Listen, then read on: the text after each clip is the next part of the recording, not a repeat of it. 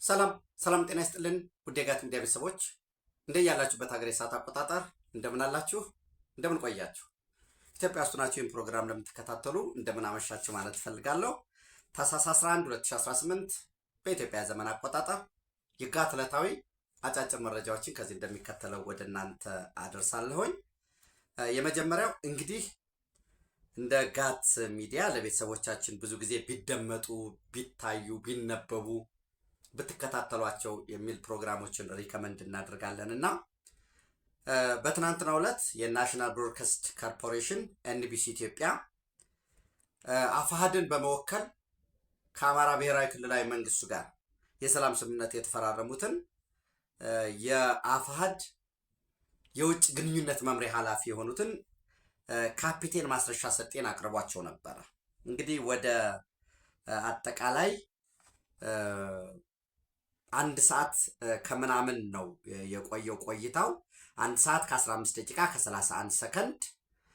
ርዕሱ ምንድን ነው? አማራ የሚባል ብሔር የለም ሲል የነበረ ፖለቲከኛ የአማራ ተቆርቋሪ መስሎ ፊት ለፊት ሲመጣ ትግሉን ከባድ ያደርገዋል እና የገንጣይ አስገንጣይና በገንዘብና ጥቅማ ጥቅም የተደራጀው ኃይል አጠቃላይ ገመናው የተገለጠበት ስምምነቱም እጁን የቆረጠበት ስምምነት ነው በሚል በጣም ብዙ ጉዳዮችን አንዳንድ ጊዜ እኛ ለምሳሌ ጋት ሚዲያ እንደ ሚዲያ የጋራችን ስለሆነ ነው። ሀሳብ አስተያየት ትሰጣላችሁ፣ ትጽፋላችሁ፣ እናነብበታለን፣ ስህተቶች እናስተካክልበታለን። ሰው ጋት ሚዲያ ለጊዜው ዛሬ እኔ ልናገርበት ስቱዲዮ ምናምን ስለሌለ የእናንተን ሀሳብ ላንብብበት እንጂ ሚዲያችን ኢንዲፔንደንት አድርገን ሀሳብ አስተያየት ብቻ የሚንሸራሸርበት እናደርገዋለን። የጊዜ ጉዳይ ነው፣ ተስፋዎችም ስላሉ ማለት ነው። በዛ ሂደት እኛ ስንናገረው እኔ ስናገረው የነበረ መረጃ ማስረጃ እየጠቀስ እነኚህ ሰዎች ህወሓትን መንገድ እየመሩ ህወሓት ያዘለውን ደግሞ ሻዕቢያ ሁለት ድርብ አድርገው ለአማራ እንቆረቆራለን የሚሉ አማርኛ የሚናገሩ ከኛ መሃል ተወልደው ያደጉ የኛ ወንድሞች የሆኑ የሚታወቁ ነገር ግን በውዥንብር በግል ጥቅም አንዳንዶቹ ደግሞ በድንቁርና ባለማወቅ በኋላ ቀርነት ፖለቲካ ምንድን ነው የሚባለውን እውነት የማያውቁ በጠመንጃ አፈሙዝ ብቻ እናሸንፋለን የሚሉ ተራራ ላይ ሆነው የራሳቸውን ወገን በግፍ እየጨፈጨፉ የዓለምን የፖለቲካ ተሞክሮ እንኳ ያላነበቡ ከሁለተኛው የዓለም ጦርነት በኋላ በተለይ ያኔ በሁለተኛ ዓለም ጦርነት የርዕዮተ ዓለም ጎራ ክፍፍል ስለነበር የምዕራብ ክንፍ የምስራቅ ክንፍ የሚባል ሶሻሊዝም ካፒታሊዝም ስለነበረ የሶሻሊስት ኃይሎች የሚሉትን ታጣቂዎች የሲኤስአር እና የራሷ ብሎኩ ይረዳል። የካፒታሊስት ነን ለሚሉት ደግሞ የካፒታሊስት ኃይሎች ይረዳሉ። ያ አልፎ ያ ቀርቶ አንድ ኃይል አሸንፎ ያው አብሶሉትሊ አንድ ኃይል ነው ማለት ላይቻል ይችላል። አሜሪካ መራሹ የምዕራብ ኃይል አሸንፎ ከወጣ በኋላ በትጥቅ ትግል ወደ ስልጣን የተገባበት አንድም ተጨባጭ ሁነኛ ምሳሌ ሆኖ የሚቀርብ የለም። ይልቁኑ 40 ዓመት የታገለው ፒኬኬ ትጥቁን የፈታበት የቀሩ አሉ። የአረብ ስፕሪንግን የአረብ አብዮትን ተከትሎ እኛ አረብ አብዮትን ጨርሰናል። 97 ላይ ምርጫ ሞከር ነው። ከዛ በኋላ ውስጥ ለውስጥ በፓርቲ ውስጥ ከውጭ ህዝቡ ተባብሮ አምባገነኑን ኢህአዴግ አሽቀንጥረን ጥለናል። ህወሓት መራሹን ኢህአዴግ አሽቀንጥረን ጥለናል። በዛ ወቅት ያንን ረዥም የህዝብ ትግል ያልተቀላቀሉ ይልቁኑ የህዝብ ትግል እንዲደፈቅ ሲሰሩ የነበሩ የመጣው ለውጥ አደጋ ነው ጠላት ነው ያሉት ደግሞ ስልጣን ካጡ ኃይሎች ጋር ተደምረው የባህዴን ወጣት ሊግ የነበረው በዛ ሲሳተፍ የነበረው ምንድን ነው በአፍራሽ ተልእኮ ኃይል ውስጥ የነበረው ኃላፊነት የነበረው ጥገኝነቱ በሃይማኖት ውስጥ ሊገለጽ ይችላል። ጥገኝነቱ የመንግስት ጫራታን መሬትን በማግበስበስ ሀብት የፈጠረው ይሄ ፓራሹት ባለ ሀብቱ ጥገኝነቱ የብሔርን ብቻ ኢትዮጵያ የሚባል የጋራ ግራንድ የሆነ ናሬሽን ሳይሆን የተበጣጠሰ ሜንታሊቲ ውስጥ ሆኖ በዛ ውስጥ ጥቅሙን ያስጠበቀ ወይም ማስጠብቃለሁ የሚል ጥገኛ ልሂቅ አለ። ሲዶ ኤሊት የሚባለው ሲዶ ኢንተሌክቹዋል፣ ሲዶ ፕሮፌሽናልስ እነኚህ ተባብረው በወከባ የአማራ ህዝብ ሀቀኛ ጥያቄ አለው፣ የኦሮሞ ህዝብ ሀቀኛ ጥያቄ አለው፣ የትግራይ ህዝብ ሀቀኛ ጥያቄ አለው። ሀቀኛ ጥያቄ የሌለው ህዝብ የለም። ጥያቄ ደግሞ በዘላቂነትና ዘላለማዊነት ሊፈታ አይችልም። ለምሳሌ የመሬት ላራሹ ጥያቄ ነበረ፣ በተለይ ከኢኮኖሚ አንጻር የሚታይ እሱን የ66 አብዮት ፈቶታል። መሬት ላራሹ አዋጅ ሲታወጅ አብሶሊት ነው ወይ? መሬት ላራሹ ነው። ላራሹ ከተሰጠ በኋላ ኦነርሽፑን መንግስት ይዞታል። እሱ ሌላ ጉዳይ ነው፣ ቴክኒካል ጉዳይ ነው። የብሔሮች ጥያቄ የቋንቋ የማንነት ይታወቅልን፣ የቡድን መብቶች፣ የጭቆና ታሪክ አለ የሚለውን እሱን ደግሞ 1983 ፈቶታል። ውስንነት አለ ወይ? ደፍነት ላይ ያለው ውስንነት ዘንድ አካታች የሆነ የፖለቲካ ዲስኮርስ ይኖር፣ የወዳጅና ጠላት ክፍፍል አይኖር። ኢትዮጵያ ብሔራዊ ጥቅሟ፣ ጥያቄዎቿ፣ ፍትሃዊ የሀብት ክፍፍል፣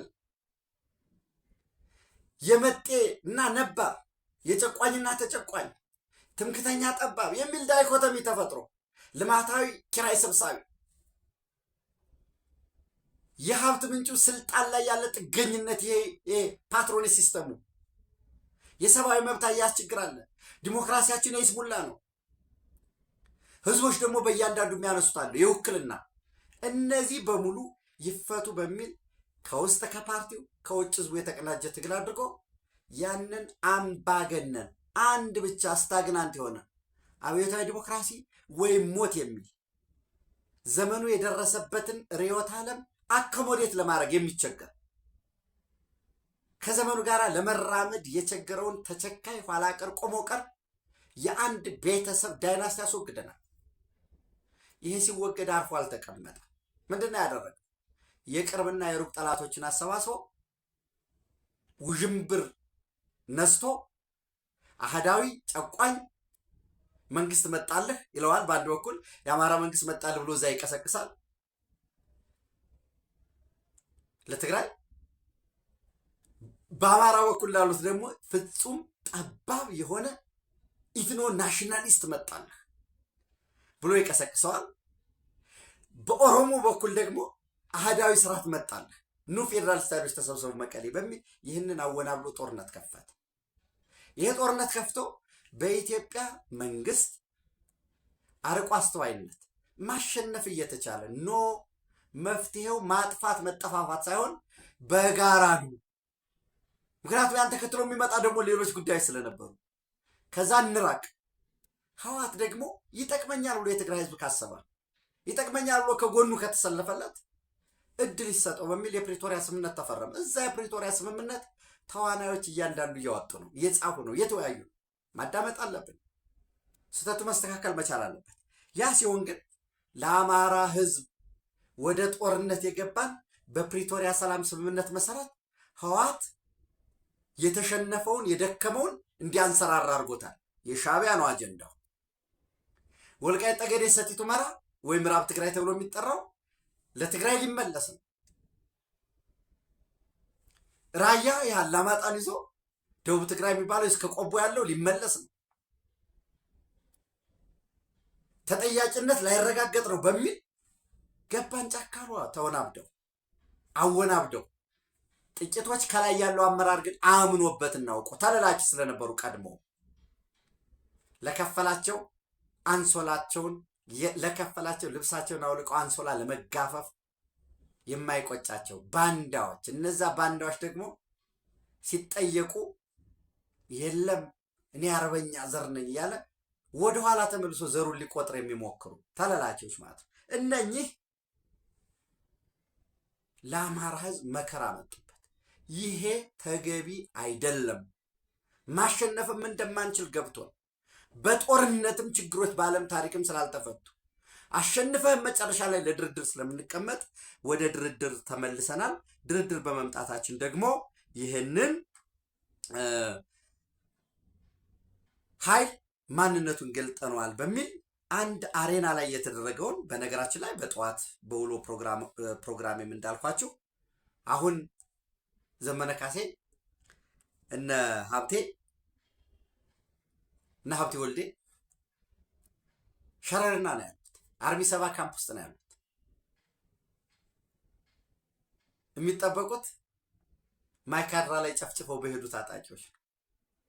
ተሸክመው እንዲያሻግሯቸው የሚፈልጉ እነሱን ነው እና አጠቃላይ አሬና የሚባል ቦታ ላይ ፕሊስ አዳምጡት። አሬና የሚባል ቦታ ላይ ተሰብስበው ዘመነ ካሴ እናስረስ የአማራ ፋኖ በጎጃም የሚባለውን ወክለው ሌሎችም አሉ። ሻለቃ ተብሎ የሚጠራ ግን አንድ ሀብቴ ወልዴ የጎንደር ፋኖን ወክሎ የአማራ ፋኖ በጎንደር ወክሎ ኢንጂነር ብሩክ ስለሽ የአማራ ፋኖ ሸዋ ዕዝ የውጭ ግንኙነትና ቀጠናዊ ትስስር መምሪያ ኃላፊ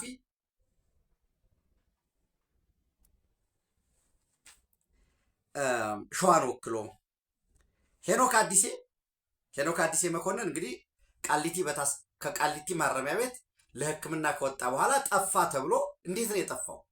ከቃሊቲ ማረሚያ ቤት እንዴት ወጣ? ወደ ሕክምና ሄደ። ከሕክምና ላይ ነኝ ብሎ እንዴት አምልጦ ሄደ? በየት በኩል ነው ሄደው? እነማን ምን አስመለጡ? ማን ምን ገንዘብ አገኘ? ያ ሁሉ መታየት መቻል አለበት። እሱም ከወሎ እነ ምሬ ወዳጆን ጨምሮ ማለት ነው። እነዚህ ሆነው አጠቃላይ አሬና ላይ በነበራቸው ስብሰባ ከዚህ በፊት የሱዳን ጀነራሎች አሉበት፣ የሱዳን ወታደራዊ ደህንነቶች አሉበት ብያቸዋለሁ። በወቅቱ ወደኋላ ተመልሶ ማየት ነው። የግብፅ ወኪሎች አሉበት፣ የህወሓት ወታደራዊ አዛዦች እነ ጀነራል ምግበይ እነ ሙዜ የሚባሉት፣ የሻቢያ ወታደራዊ አዛዦችና ደህንነቶች በሙሉ ሆነው ያደረጉት ስምምነት ምንድን ነው? ይሄ ፋኖ የአማራ ፋኖ ወልቃይት ጠገዴ ሰቲት ሁመራን ይመልስ። ለማን? ለህወሓት መልሱ። ይህ ራያ ምናምን የምትሉትን ነገር ይህን ጥያቄ አቁሙ። ከዛ ይቀጥላል እንግዲህ ቁራጭ መሬት ነው። ምን ይሰራል? ዋናው 4 ኪሎ ነው። 4 ኪሎን ካልያዝክ በቀር እንግዲህ አንዱ የአማራ ህዝብ ጥያቄ አንዱ የሚነሳው የማንነት ጥያቄ አለ ብለን ወልቃይትን መልሶ ሊሰጥ ነው ብለው የሚከሱ ኃይሎች ናቸው ወልቃይትን እንሰጣለን ብለው የተፈራረሙት። የራያ ጉዳይ አይመለከተንም ያሉት ሰው ምን አላቸው? ወደፊት ግፉና እናንተ ከኢትዮጵያ መከላከያ ሰራዊት ጋር ተዋጉ፣ አማራ ክልልን አፈራርሱ፣ ትምህርት ከነጻነት በኋላ በሉ፣ ህዝቡን ለእንግልት ለጭቆና ዳርጉ፣ በቃ አሸንፉ፣ ተዋጉና 4 ኪሎ እንሰጣቸዋለን። በወልቃይት ጠገዴ ሰቲት ሁመራ በዚህ ኮሪደር ከቅማንት ታጣቂዎች ጋር ሆናችሁ የጉምዝ ታጣቂና እነሱም ብለዋል። ምንድነው ያሉ እነ ዘመነ? የጉምዝ ታጣቂ ጋር ህብረት መስርተናል። ከሸኔ ጋር ተደራጅታችሁ ለሸኔ ደግሞ ምንድነው ቃል የተገባለት? ሸኔም በተመሳሳይ 4 ኪሎ ትገባለህ፣ ዘን የኦሮሚያ ሪፐብሊክን ትመሰርታለህ ነው። ለኦብነግም ተመሳሳይ እሱ ዘንድ ካርታ ያሳያሉ። አዲስቷ ኢትዮጵያችን ነው የምትመስል ብለው ደግሞ የሻቢያ ሰዎች ካርታ ያሳያሉ። ኢትዮጵያን ለማፍረስ አማራን ለማዋረድ ይሄ ኃይል ወልቃይትን እንሰጣለን፣ 4 ኪሎ ግን ትገባላችሁ ያሉ። ይሄ ድንቁርና ነው ወዳጆች፣ ይሄ አለመጠየቅ ነው። ከዛ ደግሞ ለምላጫ ሱጣል ይባላል። ስህተት እንደሆነ እያወቅም እንኳን ድስኩር ይቸረቸራል። አሸንፈናል። ምናልባት አንድ ዘመነ የጻፈውን ደብዳቤ ላንብብላችሁ። በነገራችን ላይ እንደው ፈንም እንድታደርጉ ብዬ ነው። ምን ይላል በደብዳቤው? ይሄ ያሸነፍነው ኃይል ነው። ያሸነፍነው ኃይል አይናችን ምናልባት በፎጣ ጋቢያችንን ጣል ስናደርግ አይናችን ተሸፍኖ ካልሆነ በቀር ወድቋል።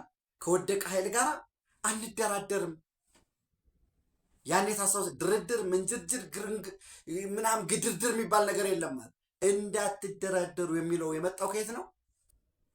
ከሻዕቢያ ነው። ዛሬ ህወሓት መነሻ መድረሻውም ስልጣን እንደሆነ እንኳን ቢታወቅ ስልጣንም እኮ እንዲኖር የትግራይ ህዝብ መኖር መቻል አለበት። ዛሬ ህወሓት እንዳይደራደር ችግሩን በሰላማዊ መንገድ እንዳይፈታ ዙሮ ሄደን በፌዴራል መንግስቱ ነው ችግራችን የሚፈታ የሚለውን የነጌታቸው ቡድንን ከስልጣን ፈንቅሎ አሁን ደግሞ የሌተናል ጀነራል ታደሰ ወረደ የዚህ አዲስ አበባ ጉዞ ጠዋት ላይ በዝርዝር ስላየሁት ነው በውሎ ፕሮግራም ያ ስኬታማ መሆኑ ከማንም በላይ ቁጭት የፈጠረበት ሻዕቢያ ነው።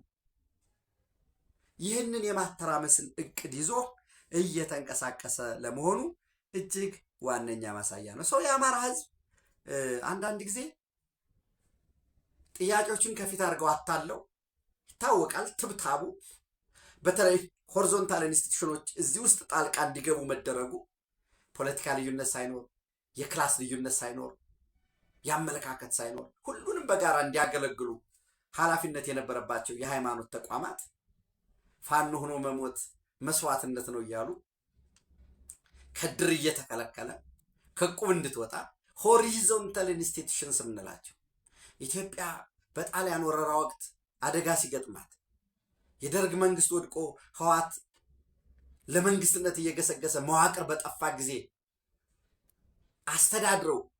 ያስተዳደሩ መከባበርን ያመጡ ተቋማት ለሆነ ጥገኛ ቡድን ለውጭ ኃይሎች ወኪል እንዲሆኑ ብዙ የተጠቀሳል።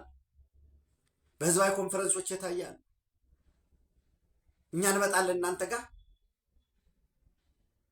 አግቱን፣ እንደታገትን ደግሞ ገንዘብ እንዲወጣላችሁ እናደርጋለን የሚሉ ሰላም ይውረድ፣ እርቅ ይስፈን፣ ልጆቻችን ከጫካ ይመለሱ፣ አብረናቸው እንታገላለን። የሚሞተውም የኛ ወገን ነው፣ የሚገሉትም የኛ ወገን ነው። ሁለቱም ሟችም ገዳይ የሚያንድ ቤተሰብ ልጆች መሆን የለባቸውም ለሚለው ረፍ ልጄ ትክክል አይደለም የሚሉ የገንዘብ ማስተላለፍ ስራ የሚሰሩ እነዚህ በሙሉ ሄደው መሪው ሰብሳቢው የአማራ ህዝብ ጥያቄ እንዲፈታ የሚፈልግ አይደለም። የአማራን ህዝብ ማዋረድ፣ አንገት ማስደፋት እና ችግር የለውም ቴምፖራሪ ፕሮቴክትድ ስታተሱ ቢነጠልም ሻዕቢያ ሊቀበለን ዝግጁ ነው እያሉ ደግሞ ድቤ ይመታል። ሻዕቢያ አማራን ምን ሲለው እንደኖረ የሚታወቁ ነው። ይህም ፕሮግራም አዳምጡት። እነኚህ ዘመነ ካሴ አሁን ሻለቃ ሀብቴ ወልዴ የወልቃይትን የማንነት ጥያቄያችን ይከበርልን፣ በሰላም ነው የምንፈልግ፣ ግን በጉልበት እንዳንሸነፍ ብለው በአንድ እጃቸው ማረሻ በአንድ እጃቸው መተኮሻ የያዙ የተከዜ ዘብ አባላት ሚሊሻዎችን በግፍ አስጨፍጭፎ የጦር መሳሪያቸውን የወሰደ በግፍ አስጨፍጭፎ የጦር መሳሪያ መውሰድ ብቻ እኮ አይደለም ወዳጆቼ፣ የታገቱትን ደግሞ ገንዘብ ከ50 ሺህ እስከ 500 ሺህ ብር የተቀበለ ይሄ ሰው ነው። እንግዲህ ለጎንደር እንደ ጎንደር ከወሰድን እንደ አማራ ልትሏቸው አችሉም። የየአካባቢ ደግሞ የስልጣን ጥያቄ አላቸው። አሁን ቁጭ ብለው ሸረሪና ላይ ቁጭ ብለው በአርሚ 7 ካምፕ ውስጥ 24/7 እየተዳለቁ ያሉት ማን ሰብሳቢ ይሁን ነው? ዘመነ መሆን ይፈልጋል። ኖ ሀብቴ እኔ መሆን የምፈልገው ይላል። እኔ እኮ ነኝ ፕሪቪሌጅ፣ እኔ ነኝ ወልቃይት ልሰጥ ወስኜ ሰብሳቢ ካልሆንኩ እንዴት ብዬ ነው ይላል። ምሬ ወዳጆ ምን እኔ መሆን ያለብኝ? እኔ እኮ ራያን ሰጥቻለሁ። ከአርሚ 24 ጋራ ከአርሚ 33 ጋር አብረን እየሰራን ነው። በራያ ጉዳይ የማንነት ጥያቄ የሚያነሱን እያፈን ነው። ይህን እያለ ምን ያህል በዚህ ረገድ ስልጣን በመጠየቅ ረገድ የሸዋው ብዙም ያን ያህል ቫልዩ የለው፣ ሬሌቫንስ የለው። ሰው ይሄ ኃይል ነው እንግዲህ ይሄ ኃይል ነው ወልቃይትን ለትግራይ ሰጥተን ለሻዕቢያ አሳልፈን ወይ ለትግራይ ሰጥተን እኛ 4 ኪሎ እንገባለን እና ይህን ደግሞ አምኖ ተቀብሎ ዋነኛው የአማራ ህዝብ ችግር የሚፈታው 4 ኪሎ ስትገባ ነው። 4 ኪሎ ስትገባ ቀይ ባህርም ቢሆን ወልቃይትም ቢሆን ተከዜም ቢሆን በእጅ ነው ይላል። እንዴት ነው 4 ኪሎ የምትገባው? ድርድር እኮ ያስፈልጋል። ለኦነግ ሸኔ ምንድን ነው የተባለው? ለኦጋዴን ብሔራዊ ነፃነት ግንባር ብለው እያደራጁ ያሉት አሁን ጋምቤላ ላይ የጋምቤላን ሰላም ለመረበሽ በደቡብ ሱዳን በኩል እያስታጠቁ የሚልኩት ኃይል ምንድን ነው ዓላማው? ይሄን ለመጠየቅ የለም። ተለላኪ ነዋ። እልህም አለበት። ዓላማ ቢስ ነው። በግልጽ ደግሞ ለታችኛው ታጣቂ የነገሩት አይደለም። ይህንን ፕሮፓጋንዳ ደግሞ በአብዛኛው የጎሬላ ዋርፌር 95% የፖለቲካ ስራ ነው የሚጠይቀው። መከላከያ ሰራዊት ፊት ለፊቱ ቆመው የሚዋጉ ኃይሎች የሉም። የሆነ መታጠፊያ ላይ የሳቦታጅ ሂቴንድራን አታክ ይፈጽማሉ። የምንም ጥርጥር የለው። ወልዲያ ላይ እኮ ከህዋት ጋር ከሻቢያ ጋር ተቀናጅተው እኮ አንድ ዩኒት እኮ ወስደዋል። በህዝባዊ ኮንፈረንስም ወጣቱ ሲናገር ሰምታችሁ ከሆነ 5 ሚሊዮን ብር እንሰጥሃለን ብለው የሞርታር ተኳሽን ከነ አህዱ ከነ ዩኒት ወስደዋል። እንኳን 5 ሚሊዮን ሊሰጡት 2 ሚሊዮን አምጣ ብለው መከራውን እያሳዩት ማለት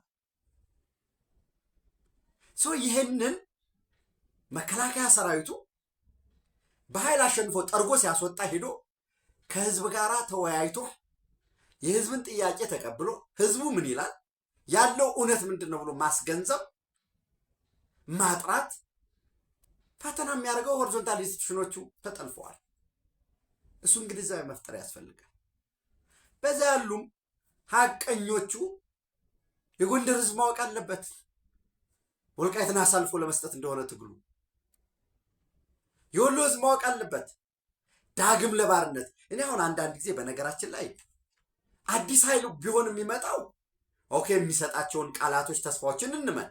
አዲስ ኃይል ከሆነ ዳግም እንዲመጣ እኮ የተፈለገው ህዋት ነው።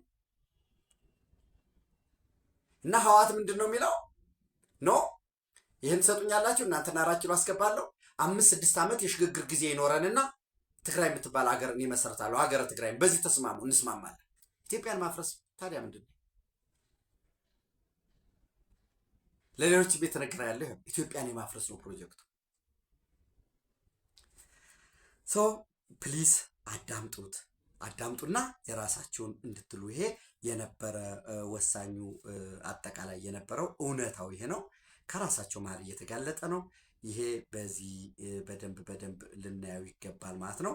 ሌላው ምናልባት በትናንትናው ዕለት ለአንድ ቀን ኦፊሴላዊ የስራ ጉብኝት ወደ አዲስ አበባ የመጡት እና ከክቡር ጠቅላይ ሚኒስትር ዶክተር አብይ አህመድ ጋራ በሁለትዮሽ በቀጠናዊና አህጉራዊ ጉዳዮች ዙሪያ ያመከሩት የሶማሊያ ፌዴራል ሪፐብሊክ ፕሬዚዳንት ትናንት ማምሻውን ወደ ሞቃዲሾ ተመልሰዋል። በቀጣይ ኦፍኮርስ ወደ ኳታር ጉዞ እንዳላቸው ወደ ሳውዲ አረቢያም ወደ ካይሮም ሌላ የልዑክ ቡድንም ወደ አስመራ እንደሚልኩ እየተነገረ ነው። ዝሮ ራሱን የአልቃይዳ የምስራቅ አፍሪካ ክንፍ በማለት የሚጠራው አልሸባብ ከትናንት በስቲያ ሐሙስ ዕለት በመካከለኛው ሸበሌ የምትገኘውን ይሄ ኑር ዱግሌ የምትባል ዋነኛ መተላለፊያ ስትራቴጂክ ሩት እሷን ተቆጣጥሯል። እዛ ቦታ ላይ ይቺ ኑር ዱግሌን ጨምሮ መካከለኛው ሚድል ሸበሌ የመካከለኛው ሸበሌን ኃይል እንዲያሰፍር ይጠበቅ የነበረው የግብፅ መንግስት ነው። የግብፅ ሰራዊት ነው ይሰፍራል ተብሎ የነበረው ነገር ግን የግብፅ ሰራዊት ፍላጎቱ የሶማሊያን ሰላም ማስከበር አይደለም። ያማ ቢሆን ከ1983 እስከ 2017 የት ነበረ? ኦልሞስት ለ34 ዓመት አልነበረም። የህዳሴ ግድቡን ማቆም ከቻልኩኝ ሊቨሬጅ መፍጠር ከቻልኩ ማስጨነቅ ከብብ ያለው የሚል ሜንታሊቲ በነገራችን ላይ ራስን ትከበባለህ። ከብብ ያለው ስትል ያ ነበር ፍላጎቱ። መላክ አልፈለገም ዘንድ ግብፅ እንደ አንድ ሐሳብ ይዞት የመጣው ምንድነው? ግብፅ የፈለገው አሁን አልቡርሃንን ወደ ካይሮ ከጋበዘ በኋላ ቀይ መስመሮች አሉኛል። የአንዱ ቀይ መስመር የሱዳን የግዛት አንድነትና ሉዓላዊነት አይከፈልም። ትናንት ብያቸዋለሁ። ይሄ የኢትዮጵያ አቋም ነው። ጠንካራ ሱዳን ነው ለኢትዮጵያ የሚጠቅማት። የተከፋፈለ ሱዳን ለኢትዮጵያ ለማንም አይጠቅምም። ሁለተኛ የሱዳን ተቋማት ውስጥ ሶስተኛ ወገን ጣልቃ መግባት የለም። ይሄ በተመሳሳይ የኢትዮጵያ ጥያቄ ነው። ማንም እርስ በርስ ወንድማማቾች ናቸው።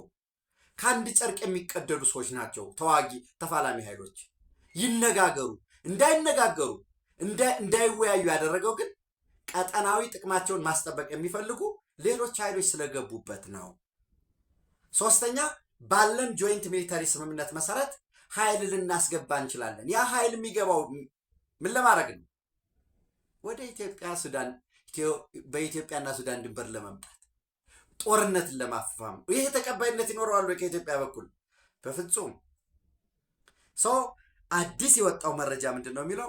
ዶናልድ ትራምፕ እስከ ጃንዋሪ 1 ቢበዛ ዛሬ ዲሰምበር ቲዮኒ ነው። ዲሰምበር 31 ቀን አይደል ያለው? 11 ቀን ይቀራል። በዚህ 11 12 ቀን ውስጥ ማክሲመም እስከ ጃንዋሪ ሀፍ ጃንዋሪ እስከ ጃንዋሪ 15 የተኩስ አቁም ስምምነት እንዲፈረም ባለህበት እርጋ እንዲባል ልዑክ ልከዋል ወደ ሪያድ ሳውዲ አረቢያ። ይሄ ልዑክ እያነጋገረ ተዋናይ የሚባሉትን ዩናይትድ አረብ ኤሚሬትን፣ ሳውዲ አረቢያን በዚህ ውስጥ ያሉትን አናግሮ መግባባት ላይ ባለው መጀመሪያ ተኩስ ይቁም፣ ያልተገደበ የሰብአዊ ድጋፍ በተለይ እርዳታ ይሰጥ፣ መልሶ መገንባት ይደረግ። ቀጥሎ ባለው ደግሞ ወደ ፓወር ሼሪንግ እና ወደ ማዕከላዊ መንግስቱን ወደ ማቆም ይቀጥላል የሚል ስምምነት አለ። ይሄ ከምንም በላይ የኢሳያስን ፍላጎት በቀጠናው በጦርነት እየተሳተፉ የመዝለቅ ፍላጎትን ያቋረጠ ነው። አንድ የግብፅን ስሌት ሙሉ ለሙሉ የቆረጠ ነው። ሁለት ለሱዳን ህዝብ ደግሞ በዋነኝነት ሰላምን የሚያመጣ ነው ማለት ነው። ይህ እንዳለ ሆኖ እንግዲህ ህወሓት አሁንም ቢሆን ከሻዕቢያ ተልዕኮ ተቀብሎ ከዚህ የአማራን ህዝብ አንገት ለማስደፋት ከሚሰራው ኃይል ጋር ሆኖ የጦርነት ዝግጅቱን እያጧጧፈ ነው። ምናልባት ይህን በደንብ ምን ማለት ነው ሲባል ለምሳሌ የህወሓት ቡድን ዛሬን ጨምሮ በሁሉም ከተሞች፣ በሁሉም ዞኖች፣ በሁሉም ወረዳዎች ህዝባዊ ስብሰባ እያደረገ ነው። በዚህ ስብሰባ ጦርነቱ አይቀሬ ነው፣ ተዘጋጁ፣ ገንዘብ አዋጡ እያለ ነው። ሁሉም ከተማ መስተዳደሮች ገንዘብ እንዲያዋጡ በሚሊየን እና ወደ ህወሓት አካውንት የህወሓት አካውንትም ችግር ሊገጥመው ይችላል በሚል ወደ ግለሰቦች አካውንት በጥሬ ገንዘብ ሁሉ እየሰበሰበ ነው ያለው። በህገወጥ መንገድ የሚወጣን ወርቅ ወደ ኤርትራ እየላከ በምላሹ አሮጌ የጦር መሳሪያ እየተቀበለ ነው ያለው። ምክንያቱም ሻዕቢያም ህወሓት ጠንክሮ እንዲወጣና ወደ ማዕከላዊ መንግስት ስልጣን እንዲይዝ አይፈልግም። ይተዋወቃሉ እነሱ ደግሞ። ሌላው የምዕራብ ግንባር ሎጂስቲክስ መምሪያ ትናንት ታህሳስ 10 በሽሬ ከተማ ይሄ በለሳ አካባቢ የሚገኝ የጦር መሳሪያ መጋዘን ውስጥ የሞርታር ተተኳሽ እንዲሁም የቡድን መሳሪያ የጅቦም ዲሽቃ ሞርታር ጨምሮ እሱ ተጭኖ በዙሪያው ላለው ለሚንቀሳቀሰው ጽንፈኛ እንዲደርስ እያደረገ ነው። በተመሳሳይ በዚህ በአበርገሌ በኩል በዋግምራ በኩል ተከዜ ኃይል ማመንጫ ግድብ አካባቢ የአርሚ 26 ኮር 3 በመሬት ውስጥ ቀብሮት ያቆየውን ቲኤም 57 የተባለ ጸረ ተሽከርካሪ ፈንጂ እያወጣ ነው።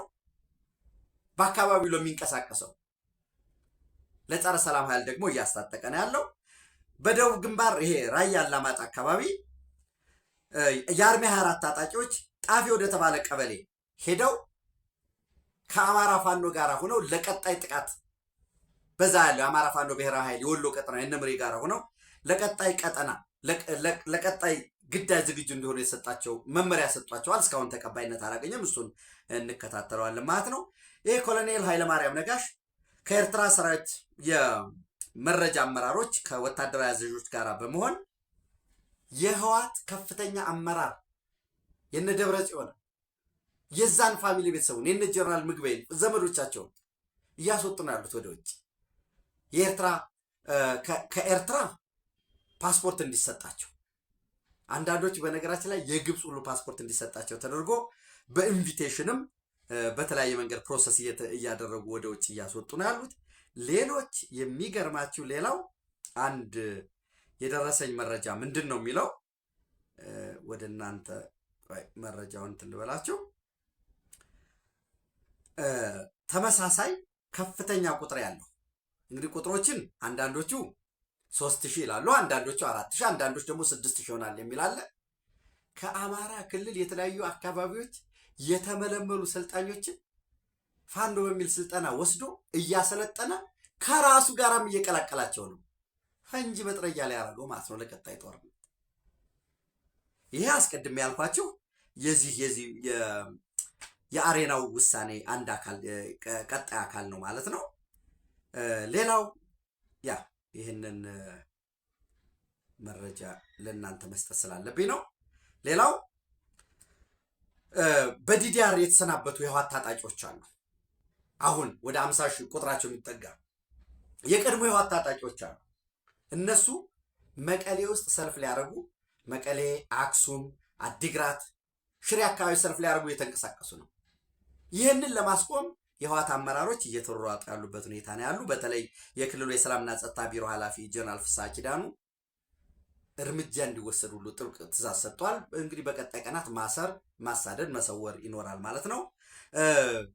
የአርሚ 24 ታጣቂዎችን ከምስራቅ እዝ ከሚባለው ከአዲግራት ካለው አካባቢ ኃይል ጨምሮ ወደ ደቡብ ግንባር ወደሚሉት ወደ አላማጣ ከፍተኛ ኃይል እያስጠጉ ነው ያሉት። በተመሳሳይ ደብቀዋቸው ቀብረዋቸው የነበሩትን ከባድ መሳሪያዎች እያወጡ ለጦርነት እየተዘጋጁ ነው ያሉት። እዚህ ላይ ግን ለኢትዮጵያ ስኬት የሚባለው በተለይ ከእንግሊዝ እና ከአሜሪካ፣ የፈረንሳይ፣ የኔዘርላንድ፣ የካናዳ፣ የስዊድን ከሰዓት ቀረጻውን ሳደርግ እነ ሌተናል ጀነራል ታደሰ ከፈረንሳይ፣ ከኔዘርላንድ፣ ከካናዳ፣ ስዊድን እና ቤልጅየም ከአውሮፓ ህብረት ኮሚሽን ተወካይ ጋር ተነጋግረዋል። ሁሉም ጦርነትን እንደ አማራጭ አትውሰዱ፣ ችግሮችን በሰላም ፍቱ፣ አካታች የሆነ መንግስት መስርቱ።